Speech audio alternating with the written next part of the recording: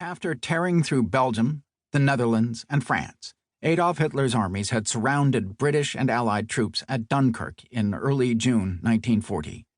Fearing Germany would attack Great Britain next, Prime Minister Winston Churchill appealed to President Franklin D. Roosevelt for arms so the British could defend themselves from Nazi fascism. In America, however, isolationists bitterly condemned FDR, accusing him of dragging the United States into another costly European war. On June 3, Representative Hamilton Fish, a New York Republican and ardent isolationist, took the floor of the House of Representatives and hurled a rhetorical bomb, suggesting that Democrats were encouraging FDR to set up a dictatorial government in the United States.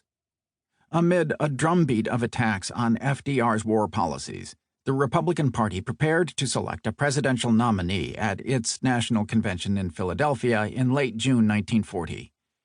If a staunch isolationist won the election that fall, America might refuse to send aid to any allies. The prospect of a Nazi empire spanning all of Europe loomed. On June 20, 1940, FDR launched a bold strategy to undercut the isolationists.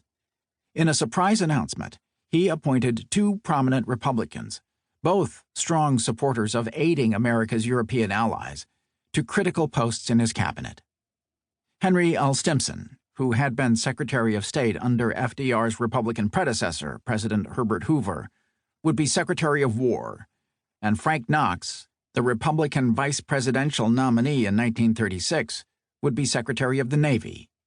The White House said the appointments, setting partisan politics aside in the name of defending the country, were intended to create national solidarity.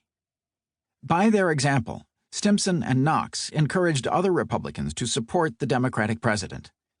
The appointments immediately set off an uproar among Republicans.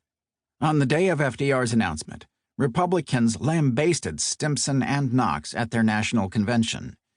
They were, some said, read out of the party and no longer spoke for it. Yet days later, in a stunning volte-face, the convention rejected the leading isolationist candidate and instead chose Wendell Willkie, whose war policy was closest to FDR's, as the party's 1940 presidential nominee.